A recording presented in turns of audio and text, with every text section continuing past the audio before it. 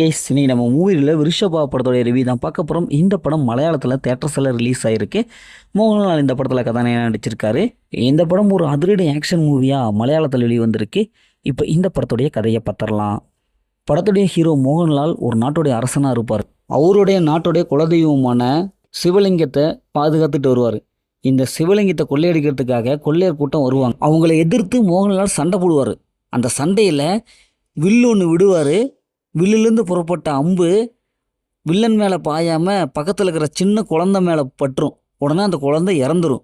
உடனே அவங்க அம்மா நம்ம மோகன்லாலுக்கு அப்படியே சாபம் விட்டுருவார். அப்படி விடப்பட்ட சாபம் என்ன, அந்த சாபத்தால் மோகன்லால் என்னமோ மாறினார், அவருடைய அடுத்த ஜென்மத்தில் எந்த பாதிப்பு ஏற்பட்டுச்சு அப்படிங்கிறதான் இந்த படத்துடைய கதை.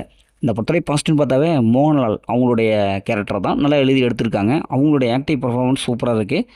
படத்தை நடித்த எல்லாமே ஓரளவுக்கு சுமாரான ஒரு பர்ஃபார்மன்ஸ் கொடுத்துருக்காங்க. படத்துடைய பிஜிஎம் பொறுத்தளவுக்கு சூப்பரான ஒரு பிஜிஎம் கொடுத்துருக்காங்க.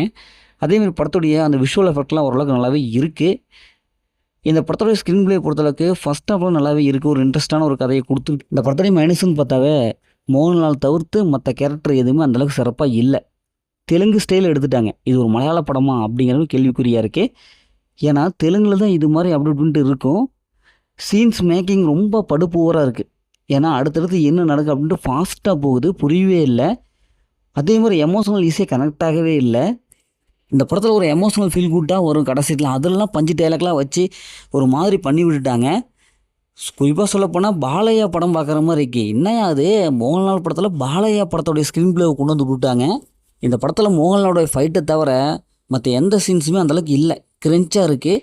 இன்னும் கொஞ்சம் ட்விஸ்ட் அண்ட் டர்னிங்களை கொடுத்துருக்கலாம். படத்தில் அந்த மாதிரி சீன்ஸில் இல்லை, ஃபேமிலியோட பார்க்கலாம். மொத்தம் இந்த படம் சூப்பராக சொன்னாங்கன்னா இந்த படம் ஒரு ஒன் டைம் வாட்சபிள் தான் நான் சொல்கிறேன். ஓகே, இதேமாதிரி எடுத்து ஒரு புதிய மூவி ரிவ்யூவில் சந்திப்போம்.